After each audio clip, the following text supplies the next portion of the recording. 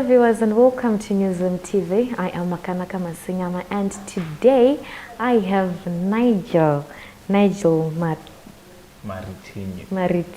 Okay, yeah. That's great. So Nigel is a comedian and a motivational speaker. Well, many people are committing suicide. Many people are having thoughts of killing themselves over different issues. And today I have Nigel who will help us and will discuss on issues on why people are committing suicide and what can be done so that people can not do this this bad deed. Nigel, welcome to the program. Thank you so much. Thank you so much for having me.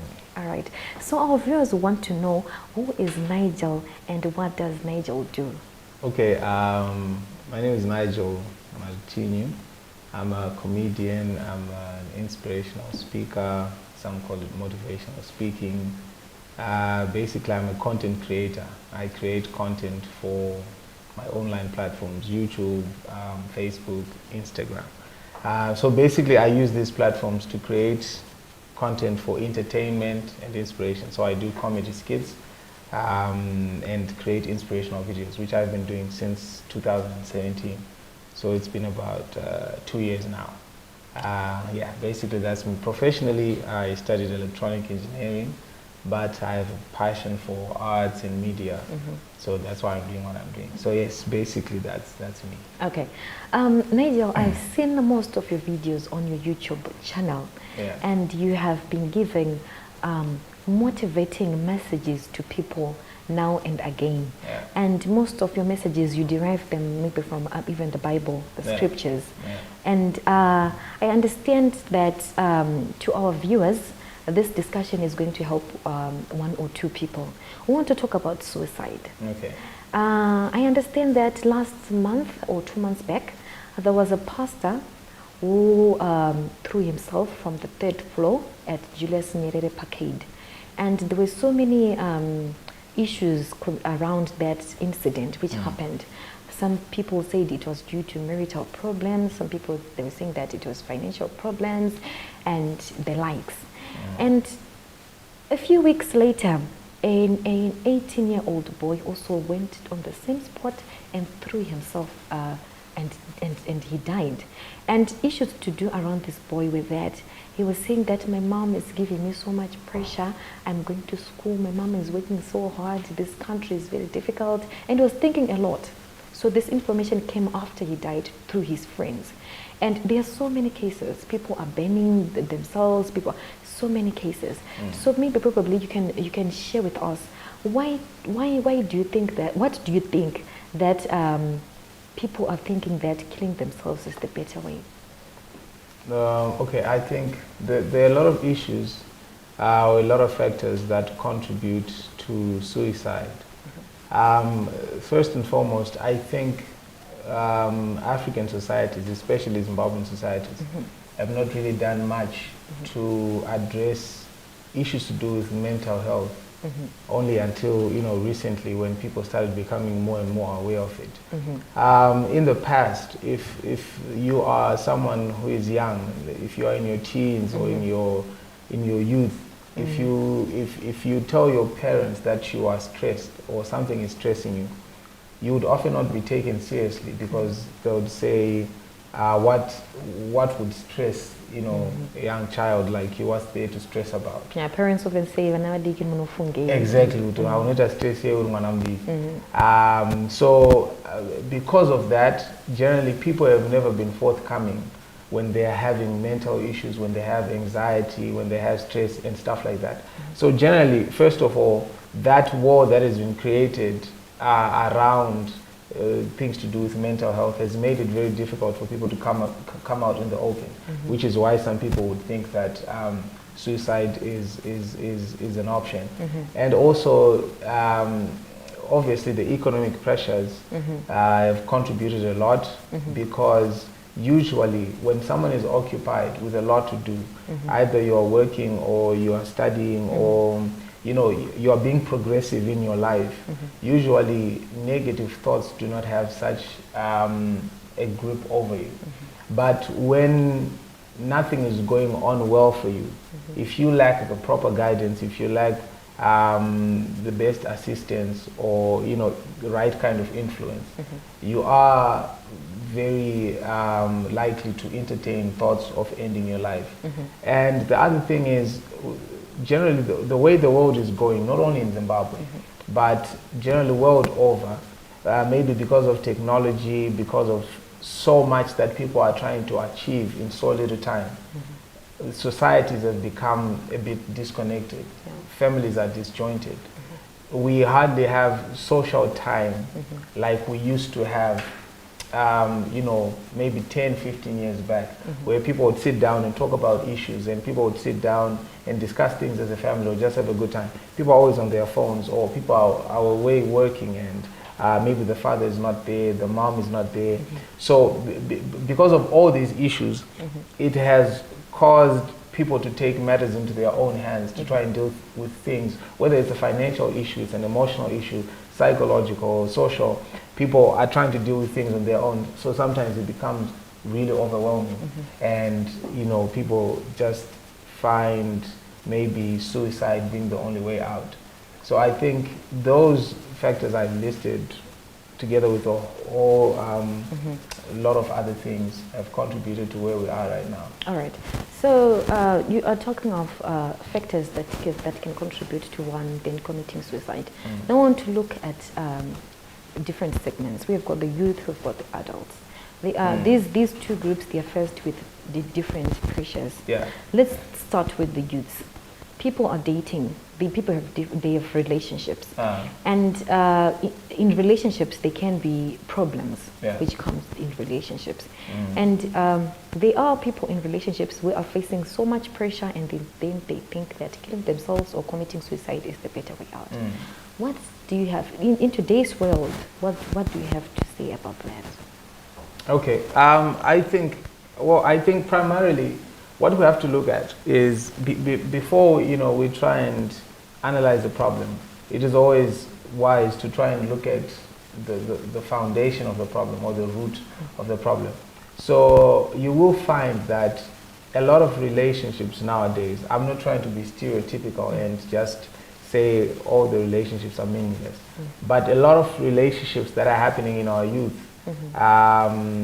say from the ages of 16 to around 25, 28, you will find that the foundations are wrong. Usually they are usually based on pressure, they are based on competition, because you feel like I'm the only one who's left out, because of things like the internet, that's really there to just show you everybody's life in your face.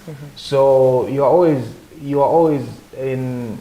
up to date with what the person is next to you is doing. So this person is dating so and so, this one is in a relationship, and then you find you feel like I'm the only one who's left out, and then you get into a relationship for the wrong reasons.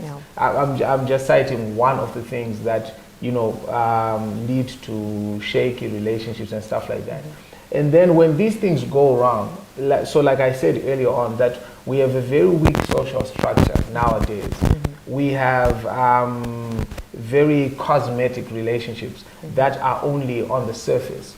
A lot of people, it's unfortunate that we no longer really have real friendships and real family bonds and family ties, such that when things go wrong in a relationship, the advice that you are probably going to get from people and is usually not healthy for you. And a lot of times young people are not in a space to go and talk about relationship issues with their moms or their dads, because sometimes people get into relationships too early, or they are doing it the wrong way. So at the end of the day, they cannot go to find proper advice from people who've walked that path before. So like I said, at the end of the day, people try to deal with these things, take matters into their own hands, and it becomes really overwhelming.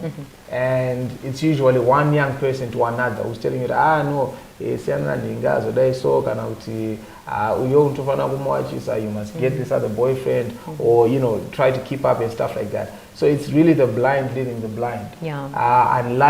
Unlike what I think was there in the past, where when it gets to a point where you feel like I should be in a relationship, there should be one tete or someone who knows what's going on. So if you go to that person and you say, this guy is trying to do this, or this woman is acting this way, you get the proper advice. They'll tell you to leave that person, or they'll tell you, no, bring this person over, let's discuss this and stuff like that. But because there are no channels or platforms like that where people are taking their issues to get proper advice or counseling, and then that's what's leading them to just end up, taking matters into their own hands. Yeah, I also think that this channels are there.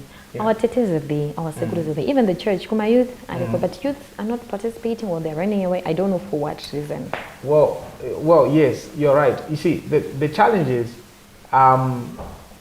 modern problems require modern solutions. In as much as the end goal is the same, you want to help save the younger generation, or you want to assist them to have a better future. But I think there has been there is a gap that has been failed to be bridged in terms of like those structures that you have said. Yeah. But in most cases, in most churches, in most setups, you will find that those you are saying are responsible for giving us advice and leading us the right way, or those tetes, you will find that instead of trying to really study the current pressures and the current demands that youth are facing, and seeing how they can intervene, they insist on, they usually just bash. They'll be like, you know what, like what you're saying, Guti, my youth, you are not forthcoming. It's because the youth feel like they are not understood. They feel like, no, if I go there and I tell them that I met this guy online, they're just going to say, they got Facebook, and well, in some cases, I got to the serious, I go on our Facebook or whatever. So I think there has to be a way in which those people in those structures are able to really understand, the current pressures. Because pressure yakho mazwano yathi siyane inyanga elokudala, because right now I have access, like I can talk to someone who is in the United States right now, I can talk to someone who is in Gweru right now, except unlike kudara gokuthi zoni, you're only talking to that one girl who is down the street in your road, and that's all you have access to. So you had a lot less to deal with.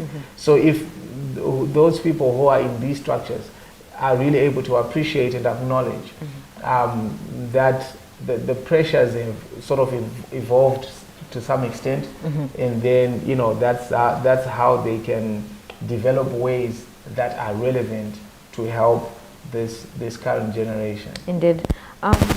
Thank you very much for following News on TV. I am Makanaka and I have Nigel, and we are discussing on issues to do with the suicidal cases, why people are committing suicide, and how best this can be dealt with. So Nigel, yes. We've been talking about relationships and the youth. Now, suicidal cases are also being found in adults, in married people. I understand the institution of marriage is complicated as it is. Nowadays, what you have talked about relationships being based on wrong foundations. Now, what do you have to say about someone who is in marriage and having suicidal thoughts? Right. Well, I think generally for those who in marriage and having suicidal thoughts, and generally the older generation, I think that's where the question lies, right? To say, what about people who are 35, 40, 50, who are contemplating suicide and all that? I think it stems from what I highlighted earlier on, that issues to do with mental health, especially in men, what we as men are trained growing up in our culture and in our society, that the man is always strong, the man never cries, the man of the house never buckles under pressure, he never has problems, he never has to acknowledge his weaknesses, otherwise that weakness will be mistaken for being a failure and stuff like that. So because people do not, the channels are there, but because these channels are not conventionally accepted within our society and within our culture, you ask people how many people have ever been to see a counselor. There are very few people who think it's necessary. How many people have ever been to see a psychologist when they're having, psychological issues? But the same way we need to take care of our bodies and watch what goes inside our bodies, the same way we need to exercise. It's the same way we need to have these same exercises for our mental health. So because people are not really open to institutions and solutions that have been set, like going for counseling and really just trying to solve their problems on their own. Because sometimes people feel like, okay, if I go and report or if I talk to my parents about what is going on, if I talk to my friend about what is going on in my marriage, they're going to think that I'm failing and whatnot and this and that. So people stay quiet, and these things eat them up. So at the end of the day, whenever you feel like everything that you are facing in your life is entirely up to you, you will get overwhelmed. One of the reasons why the church offers a solution to some of the problems we face is because it creates a platform that shows you that the solutions to my problems are not entirely my responsibility. So the moment you feel a bit of the weight of your burden being taken off your shoulders, you feel better about that, and your eyes tend to get open to see solutions and stuff. So because in most marriages and in most couples, people don't really open up about the challenges they are facing. People don't want to take the professional steps of seeing counselors and seeing psychologists and getting all this kind of help because of the way that society has trained us to just deal with things. Sometimes people tell women ukuthi anamata zvinopera mavhaya anofana kushanda anti avarume ndo zvavari and stuff like that. But in some cases the solution is not prayer. In that particular case, maybe you just need to talk to someone. In some cases, you need to attend seminars. You need to talk with a professional. You need to, involve a third party and stuff like that. But I still really feel like people are not open to these, what we feel like these are just modern, solutions and interventions. But I really feel like if people would be more open to the right people, then it would save people from a lot of stress. Indeed. Yeah. Well, we'll be taking a short break. Stay right with us.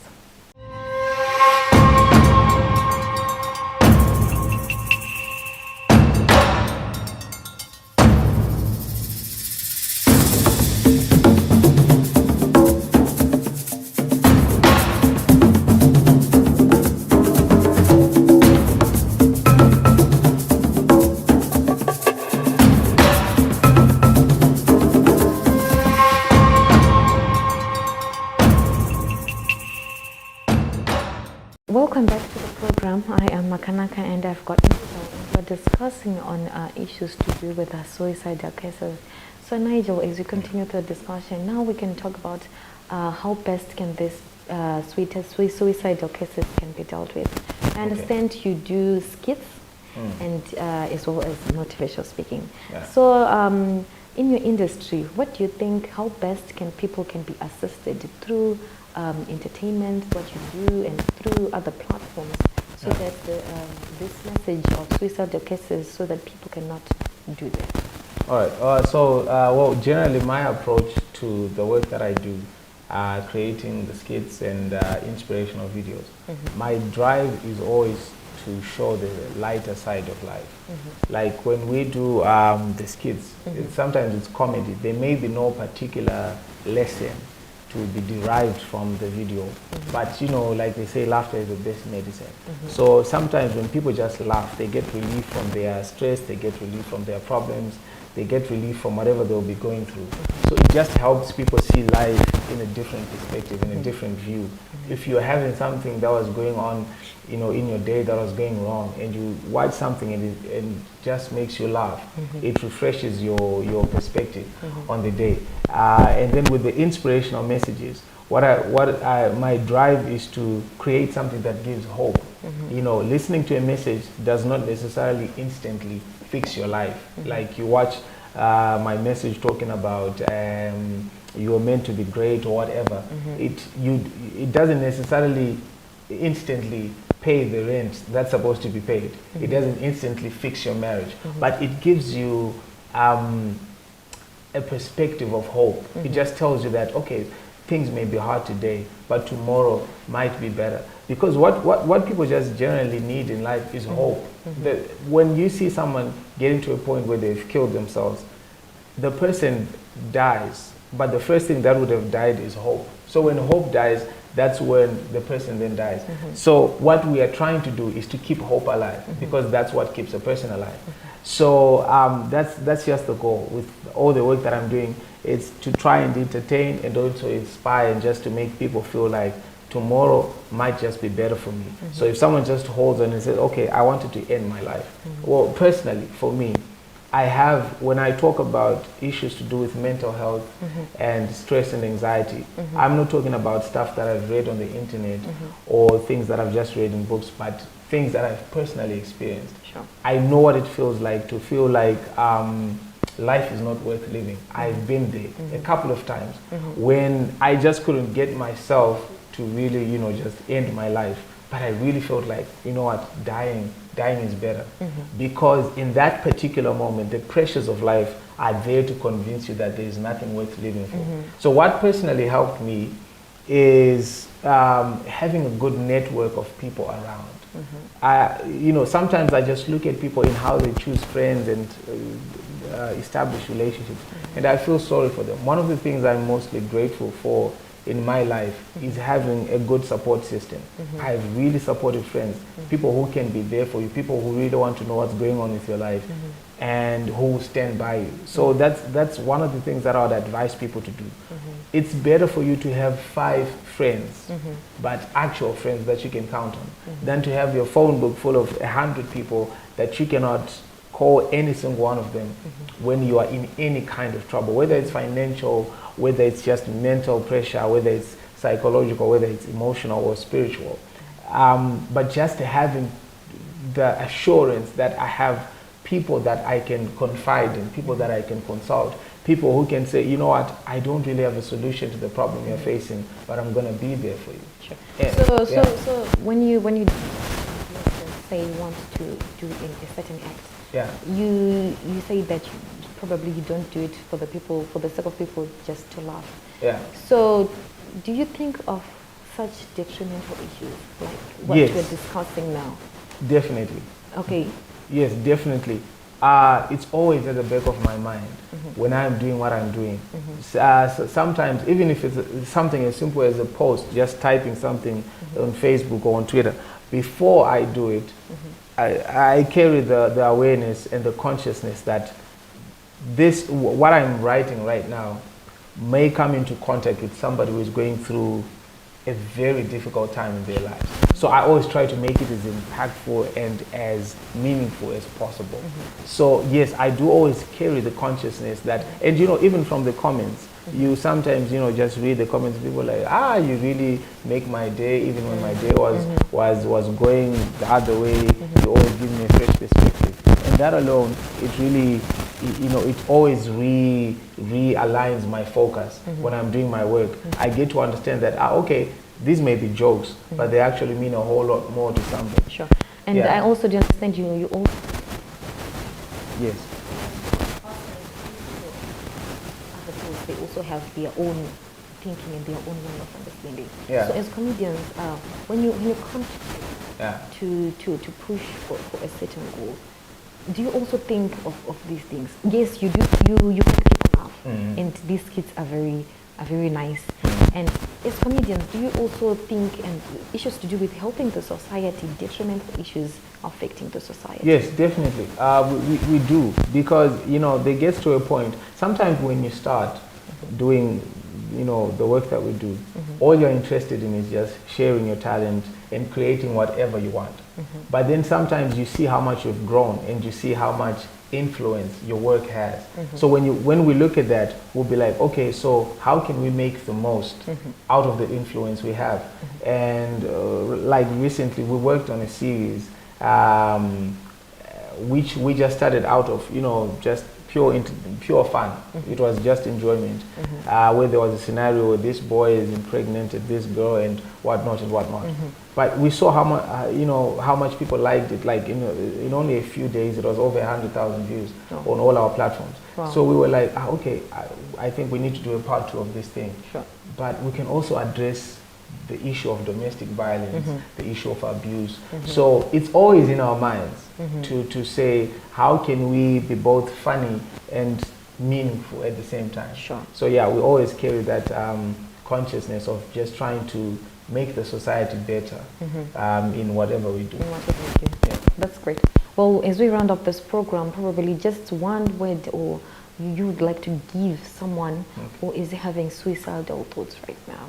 All right, so to anybody who may be having suicidal thoughts or just going under, a phase of mental pressure or any kind of stress or anxiety, I would just like to encourage you and to remind you that where you are right now does not determine who you are. It's only a phase and a season in your life. So, just as we have day and night, we have ups and downs. That's the same thing with life, that we go through moments, but these moments are not there to define us. They don't, where you are does not say who you are. I believe strongly that God has created you for a purpose that is much higher than the circumstances that you are facing. So if you are only able to remind yourself that you are worth far much greater than the situations that you are facing, you are worth far much greater than what people may even be saying. And if you are just able to hold on and maintain a clear perspective of your true identity, of who God made you to be, of God's intention for your life, you will be able to hold on through the night. So don't give up hope. Don't stop working. Don't even entertain the idea of giving up on life, because your life means a lot to so many people around you and to so many people you are yet to meet. You have gifts, you have ideas, you have capabilities, you have so much potential that is waiting to be celebrated by the world. So don't you dare give up on yourself. Don't you dare give up on us. Don't you dare give up on God's dream, because you are God's dream. So my encouragement is, whenever you feel like the pressure is too much, get somebody to talk to. Try to occupy yourself. Be honest about how you are feeling. Cry if you have to. Break down if you have to.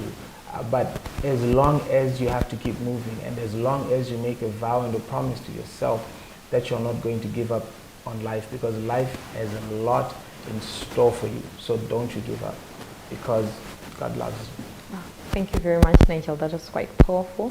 Thank you very much, viewers, for following us. And we had Nigel in the studio, and we were discussing issues to do with suicidal cases. And Nigel has just given us everything there to you.